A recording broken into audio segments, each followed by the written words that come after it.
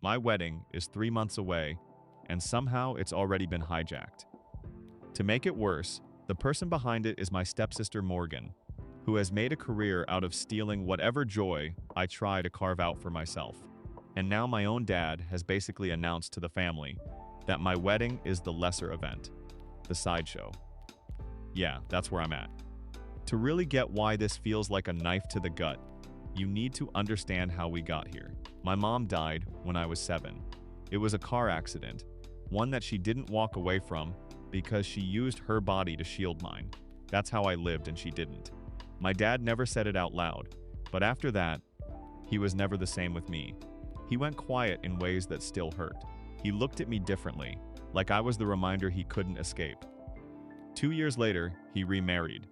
With Diane came Morgan, a product of Dad and Diane's one-night stand. This piece of information gutted me. Dad had cheated on my mom when he was still married to her, and now he is treating me like I was the culprit. But I couldn't call my dad out on this when all I have left is him after Mom's death. I tried accepting the fact. Morgan, who was 2 years younger than me, I tried. I really did. I wanted us to be sisters. I shared toys, included her in games, and even defended her at school once when some kids teased her for being the new girl. But she never wanted me as her sister. She wanted me as her shadow, and she made sure I knew I was beneath her. The little jab started early. The way she'd wrinkle her nose at my clothes, roll her eyes when I tried to talk to her friends, or say, "You wouldn't get it?" in that sugary voice that always made Diane beam. Then in another 3 years came my half-brother, Colton. Colton was my baby brother. And although Diane always made it clear I wasn't a part of her family, I always treated Colton like my sibling, and he did too. But with Colton and Morgan, my existence in the house started to be valued less. And slowly my dad shifted too. If Morgan got a part in something, it was because she earned it. If I did, it was luck. If Morgan had an idea, it was sharp. If I had one, it was cute. I became the afterthought of my own family. Morgan never stopped. When I got cast in a school play as a lead, she weaseled her way into a new role by befriending the director's daughter. When I spent months saving for a prom dress, she bought the same one in a different color and wore it to school first, making mine look like a knockoff. She's always had this talent for making sure I'm a step behind. And my dad, retired district attorney, forever obsessed with winners and losers, decided early on she was his golden girl. Fast forward to now. I'm 29, a landscape architect in Savannah, and I finally have something beautiful of my own. My fiancé, Raphael, is a commercial pilot. Calm and steady, everything my family isn't. He proposed last year, and I got my dream venue, a historic garden estate draped in Spanish moss. It's small, intimate, and exactly the kind of wedding I always imagined. I poured myself into the details, designed the floral arrangements myself, booked a string quartet, and sent out save the dates 6 months ago. Everyone in the family knew the date. Morgan knew the date. And yet, 6 weeks ago, she announced her engagement. 2 weeks later, at family dinner, she casually drops the bomb. Her vineyard wedding is booked. Isn't it funny? She chirps. The only available date was yours. I laughed at first because I thought it was a joke. It wasn't. The table went dead silent. Then Morgan, all dim-eyed and innocent, says, "We'll just have to be a family with 2 happy brides on the same day." Before I could even breathe, my dad put his fork down and said, in that courtroom voice that always made me freeze as a kid, "This is difficult, but Morgan's wedding is the priority." I asked him priority over mine. He didn't even hesitate. He said her fiancé's family has significant business connections, and her guest list is a networking goldmine. He said her wedding has bigger stakes and would be a huge career boost for her. Then with no shame, he looked at me and said I should move my date. Not asked, told me. Diane jumped in, smiling, that Botox smile, saying, "Morgan's vineyard was so much more impressive than my little garden party." My half-brother, Colton as usual, kept his head down and didn't say a word. Raphael, bless him, squeezed my hand under the table so tightly I could feel his pulse hammering. The only one who spoke up for me was my Aunt Nayan. She's my mom's sister, runs a B&B, and has zero filter. She looked my dad straight in the eye and said, "Leonard, your favoritism is rotting this family. You're letting Morgan make a fool out of you." My dad brushed her off. He told me that if I were a mature adult, I'd understand and move my date, that it was logical, that it would show support for my sister. He even offered to cover the cost of my lost deposits. Like, a few $1,000 could fix years of being shoved into Morgan's shadow. I told him no, point blank. I said, "I'm not moving my wedding. It's booked. It's paid for. People are flying in. This is happening." The fallout? Immediate. My dad has cut me off. Radio silence. Diane is running around calling me selfish and jealous. Morgan is telling everyone she's heartbroken, that I'm creating drama and trying to steal her spotlight. Steal her spotlight. She should choke on the irony. Meanwhile, I'm sitting here with a wedding day just 3 months away, and it's being overshadowed by Morgan's circus. Guests are dropping out, saying they can't make both.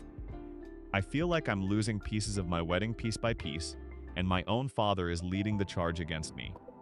Raphael keeps telling me, "We'll get through this. It's our day, not theirs," and I believe him. But part of me keeps circling back to that kid who lost her mom, who tried so hard to be enough for a dad who only ever saw me as less. So yeah, Reddit, this is where I'm at. My wedding is in 3 months, and my dad has made it clear it's not the main event. Am I insane for holding my ground and refusing to reschedule, even if it means burning the last bridge with my father? Or is this just me finally refusing to roll over and let Morgan take one more thing from me? Because right now, it feels like the choice is between my wedding day, or whatever's left of my family. And I honestly don't know which one's worth saving anymore. Comment, "Girl, you're not crazy at all. Your family's just playing favorites in the worst way. You've been clear. You planned your wedding first, and you have every right to stand your ground. But mostly, I just clung to the fact that I wasn't insane for feeling betrayed. With that courage, I called my dad. I thought maybe, just maybe, if I stripped all the emotion out of it and spoken facts, he'd hear me. I laid it all out. The signed contracts, the $20,000 in non-refundable deposits, the cross-country flights guests had already booked.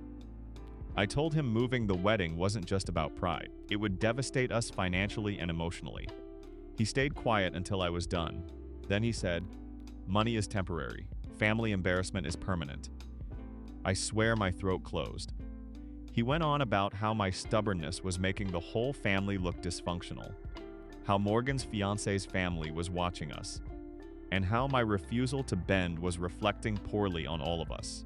His closing line, that if I insisted on moving forward with this charade, he would not attend my wedding. He'd be at Morgan's walking his daughter down the aisle. He didn't even say other daughter, just daughter. That one gutted me. I hung up and cried in the bathroom so Raphael wouldn't see me falling apart. Since then, the sabotage hasn't even been subtle. Diane's been dialing up relatives like a campaign manager, spinning her little soba story. One by one, I get texts from cousins and aunts saying, oh, something came up. Sorry, we can't make it." Then, sure enough, a week later, I see their smiling faces tagged at Morgan's bridal shower. Diane even had the nerve to call Raphael's mom, suggesting we just do a small private ceremony now and throw a bigger party later to keep the peace. His poor mom was distraught and thought we were the problem. I spent an hour trying to calm her down, feeling humiliated the entire time. The worst blow came at dinner last week at Colton's house. He thought he could mediate instead. I sat there watching Dad and Diane proudly pass around a glossy brochure for Morgan's Vineyard. They pointed out the ballroom, the rolling hills, and the wine pairings as if they were showing off some prize. My father never once looked at me. Not once. That's when Aunt Nayan lost it. She slammed her fork down and said, "You're a pathetic excuse for a man, Leonard. Letting your gold-digging wife and her snake of a daughter drag you around like a dog on a leash. Your first wife would be ashamed." The room went silent. My dad's face twisted and he snapped, "Get out of my son's house." Nayan just laughed bitter and sharp. As she stood, she looked right at me. "You keep trying to win them, Celeste. Stop. The truth is right under their noses if they are willing to see it." She left, and the silence after was deafening. Raphael drove us home, and all I could do was replay her words in my head. The truth is right under their noses. Now I'm not just angry. I'm not just broken. I'm unsettled. What truth? What have I been too blind to see? For the first time, instead of grieving what I've lost with my father, I'm turning that grief into suspicion. And God help me, I'm starting to think Nayan might be right. What am I missing about my perfect stepsister and her perfect last-minute wedding? Update 2. Reddit. I'm at that point where I can't tell if I'm planning a wedding or prepping for battle. And the worst part, I don't even know if I'm winning anything anymore. After my last update, I told myself I take the high road. Some of you said to just focus on my own happiness, that living well is the best revenge. I tried. I really did. I finalized the seating chart. Way easier now, with half my family mysteriously busy that weekend. I picked out the last details for the floral arch I designed myself. And I told myself I was going to stay excited. But the anger kept bubbling. It felt like Morgan had already stolen so much from me, and letting go without fighting back made me feel like I was rolling over. So I caved. I decided to lean into petty. If Morgan wanted to make her vineyard wedding the glamorous showpiece, fine. I'd make mine unforgettable. I dipped into our savings. Raphael gave me the "are you sure" look, but didn't stop me. And I booked a vintage trolley to ferry our guests from their hotels to the garden estate. Then I went big. A fireworks display at the end of the night. It was ridiculously expensive and completely unnecessary, but I couldn't stop picturing the fireworks echoing through the air, and Morgan grinding her teeth at her vineyard. Except, yeah, the universe laughed in my face. 2 days ago, the trolley company called to say their main vehicle had a catastrophic engine failure, and their backup was already booked. No refund. Then I got an email from the fireworks company. Due to an unexpected burn restriction after a dry spell, all pyrotechnic permits for that weekend were canceled. Another deposit gone. And of course, because Diane has eyes and ears everywhere, the news somehow got out. Morgan sent me a text that made my blood boil. "Oh, sweetie, I heard about your trolley and fireworks. Don't worry. Your day will still be lovely, even if it's simple. The most important thing is love, right?" The winky face nearly sent me into orbit. Then my father called. His voice was dripping with that condescending pity he's mastered. "I heard you've been scrambling," he said like I was some child fumbling with crayons. He told me maybe this was a sign I was in over my head, that it wasn't too late to show some maturity and grace by canceling my wedding and supporting Morgan. He actually said it would be the classy thing to do. I almost broke. I sat there, phone in my lap, and for the first time I thought maybe he's right. Maybe I should just surrender. I was so humiliated, so drained, that I started pulling up my wedding folders on my laptop. Raphael was still at work, and it felt like I was unraveling alone. I opened my venue contract, scrolling through to check the cancellation clause again. My brain was on autopilot, numb. And then, buried in the fine print of the insurance documents, I saw it. It was just one boring line. It said that for any event with over 100 guests, the venue had to hold a mass gathering permit from the county, renewed annually, and a copy had to be filed with their insurer. Totally standard. My venue had handled it months ago, but staring at it sparked something in me. Morgan's venue was a last-minute miracle booking. She bragged about how lucky they were to get it. A vineyard, glamorous, impressive. But if it was so last minute, did they actually get all the permits squared away? Did they even have time to? That thought cut through everything. The humiliation, the grief, the exhaustion. It was like ice water poured down my spine. Now I'm sitting here wondering if I'm about to open Pandora's box. What if I dig and find nothing, and I just look even more desperate? But what if I find something? What if Nayan was right when she told me the truth was right under their noses?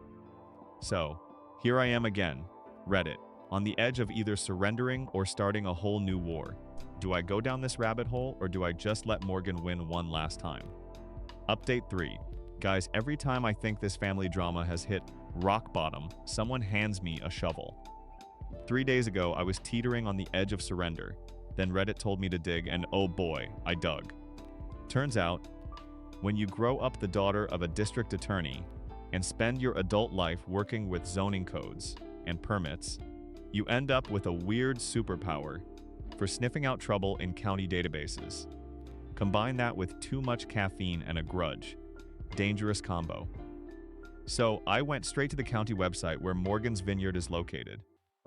It took an hour of fighting with the world's clunkiest government website, but I finally pulled up their records, and the first crack appeared. Their mass gathering permit, yep, the exact one my venue had to provide for insurance, expired 2 months ago.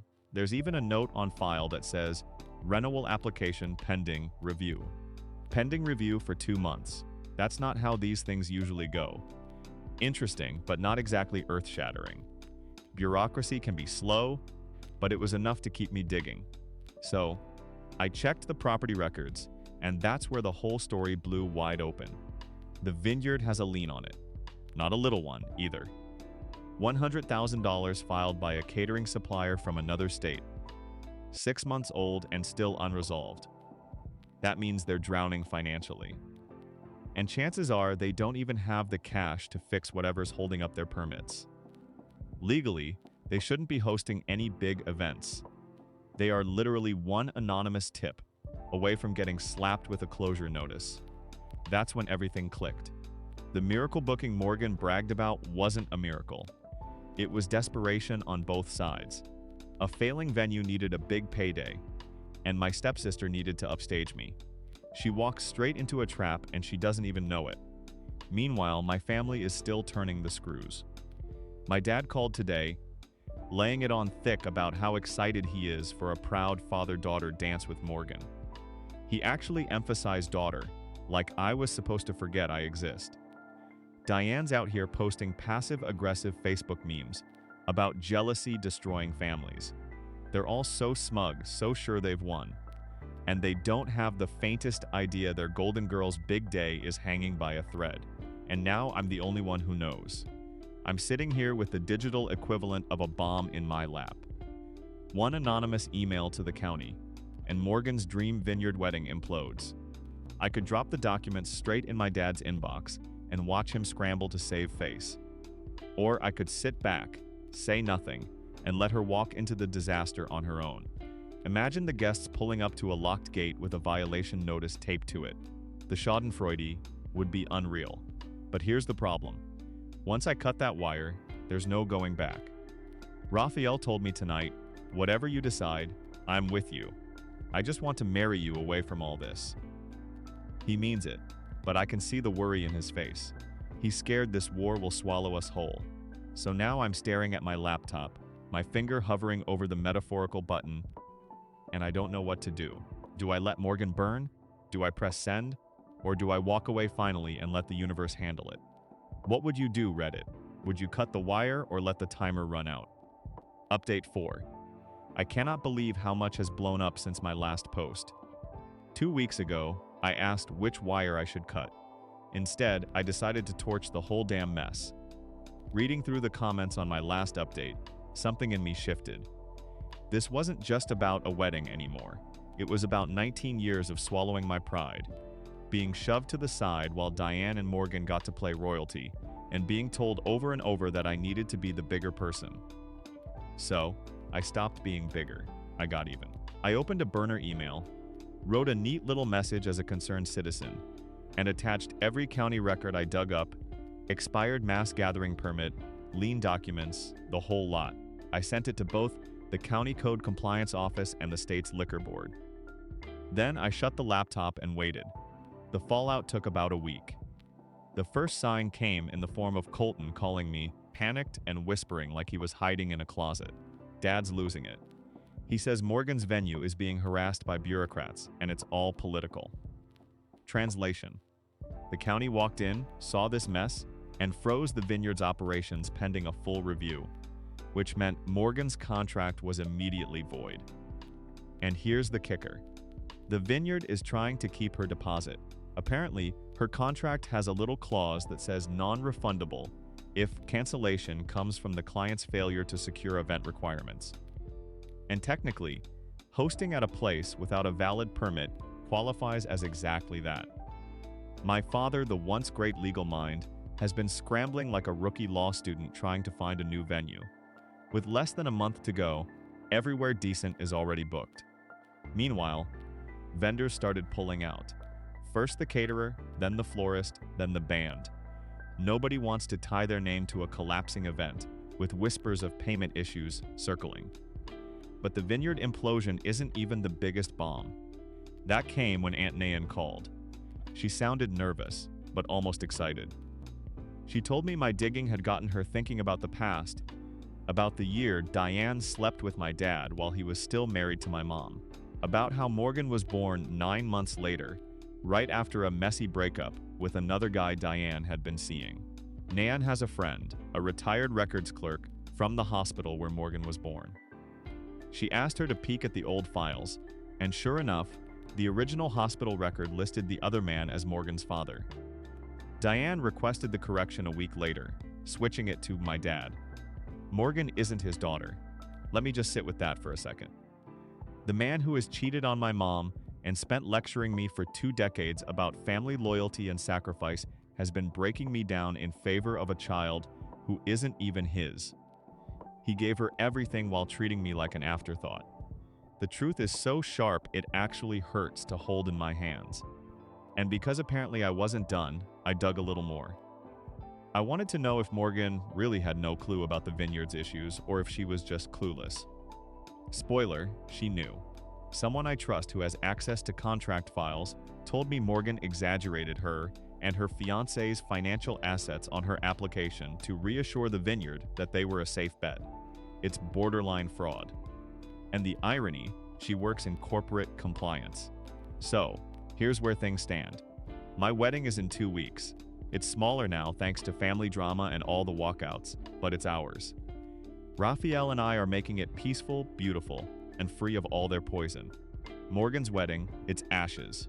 Vendors gone, venue gone, panic everywhere. My dad screaming at the wind. Diane's posting family is everything memes like a broken record, and Morgan scrambling to save face. And me, I'm sitting here with a nuclear secret that would end my father's delusion once and for all. I could tell him today. I could tell him the morning of my wedding. I could wait until after and let him choke on the truth when it's too late to twist it against me. This isn't just about a wedding anymore. It's about whether I finally blow up the story they've been feeding all of us for 20 years. Reddit, do I tell him? And if I do, when's the kill shot? Final update. God, it feels surreal to type this out with the ocean in front of me. The sky is perfect. The waves are rolling in and I'm sitting in a beach cabana in Mexico with a margarita in one hand and my husband's hand in the other. Yes, husband. After everything, we made it here.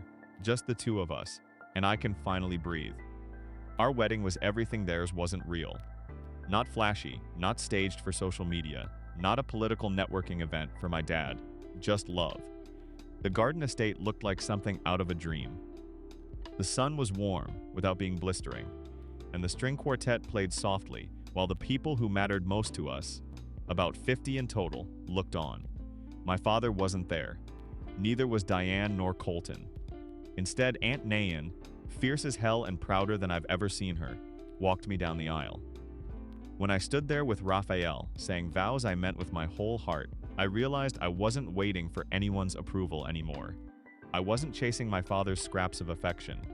I was happy, really truly happy. And then 100 miles away, Morgan's so-called wedding of the year imploded. Without the vineyard, without vendors, without a backup venue, she ended up marrying her fiancé in a courthouse. The grand reception downgraded to a sad little dinner at a local restaurant, with barely a handful of people showing up. Half the relatives who ditched me were suddenly too embarrassed to attend. A cousin told me Morgan cried through most of it while Diane alternated between death glares and whisper fights with my dad. Honestly, I almost felt bad. Almost. The next morning, before Raphael and I left for our honeymoon, I made one final stop. My father had asked months ago for some old family photos. I used that as an excuse to meet him at his office. He was cold, clipped, acting like I had disgraced him. "You've embarrassed me," he said like a disappointed professor lecturing a student. I didn't argue. I didn't even speak.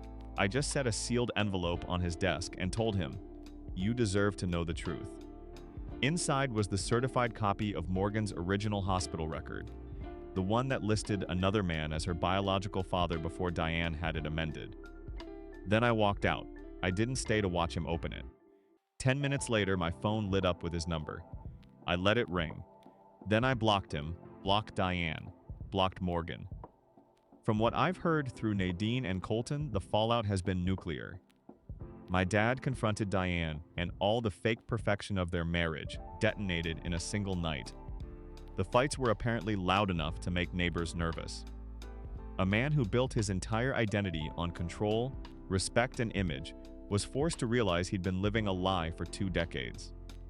They have separated, and Morgan, well, her shiny new in-laws, caught wind of the misrepresentation she made on the venue application, basically lying about her and her fiancé's husband's finances to secure the contract, and they are not taking it well. Add that to the humiliation of the courthouse wedding, and her brand new marriage is already buckling under the weight of scandal. Fraud rumors don't play nicely in her husband's family circle, where appearances are everything. Meanwhile, I'm here finally free. Free from chasing a father who never really saw me. Free from being in Morgan's shadow. Free from Diane's smug little lectures about family unity. It doesn't feel like I cut them out. It feels like I cut out a diseased limb before it poisoned me completely. I've got Raphael, Aunt Nadine, and the handful of friends and family who actually love me for me. That's enough. More than enough. So, Reddit, am I the asshole? Maybe, maybe not. Sitting here with the sound of the ocean and the man I love beside me, I find I honestly don't care anymore. My only regret is that I didn't uncover the truth sooner, because this wasn't just about reclaiming my wedding day, it was about reclaiming my life. And for the first time, it's mine. Comment. Damn. OP, I felt that whole update like a punch in the chest. The way your family doubled down, even after you laid it all out, man, that's cold. It's like you're screaming for them to just see you. And they're too wrapped up in Morgan's games. When you said, "I guess I was never the daughter they wanted," my heart broke a little. But the fact that you walked out and chose peace, that's a strength. You deserve so much better.